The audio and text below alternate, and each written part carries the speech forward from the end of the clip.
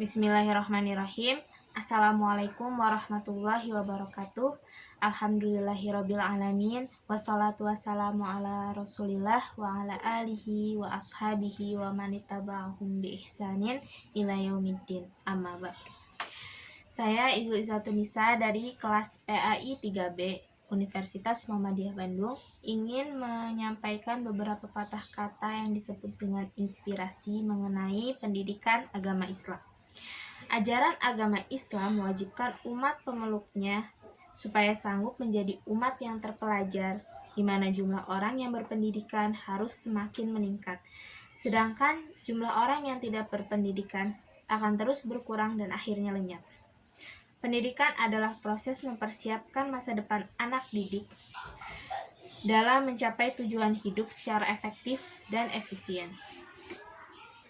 Pendidikan Islam membimbing anak didik dalam perkembangan dirinya, baik jasmani maupun rohani, menuju terbentuknya kepribadian yang utama pada anak didik nantinya yang didasarkan pada hukum-hukum Islam. Dasar-dasar pendidikan Islam itu meliputi Al-Quran, Sunnah, dan Ijtihad. Tujuan pendidikan Islam menurut Al-Quran meliputi yang pertama, menjelaskan posisi peserta didik sebagai manusia di antara makhluk Allah lainnya dan tanggung jawabnya dalam kehidupan ini. Yang kedua, menjelaskan hubungannya sebagai makhluk sosial dan tanggung jawabnya dalam tatanan kehidupan bermasyarakat. Yang ketiga, menjelaskan hubungan manusia dengan alam dan tugasnya untuk mengetahui hikmah penciptaan dengan cara memakmurkan alam semesta. Yang keempat, menjelaskan hubungannya dengan Khalik sebagai pencipta alam semesta. Setelah dipaparkannya mengenai pendidikan agama Islam, dasar-dasarnya dan tujuannya, sudah jelas terlihat betapa pentingnya pendidikan agama Islam terhadap perkembangan peserta didik untuk masa depannya kelak. Pendidikan agama Islam membawa pengaruh besar terhadap adab dan akhlak peserta didik. Melihat fenomena zaman sekarang, banyak anak didik yang minus adab dan akhlak, seperti kurangnya sopan santun terhadap guru, kurangnya hormat kepada kedua orang tua, kemudian berlaku zalim terhadap temannya sendiri, terlibat pergaulan bebas, dan berlaku tidak sesuai dengan usianya. Meskipun banyak faktor yang menyebabkan terjadinya hal-hal tersebut, kurangnya pendidikan agama itu berpengaruh.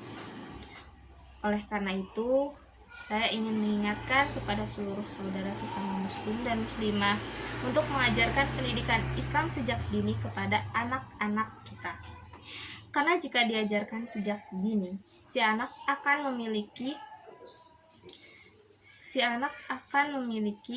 pertahanan dan batasan-batasan antara hal yang boleh dan tidak boleh dilakukan.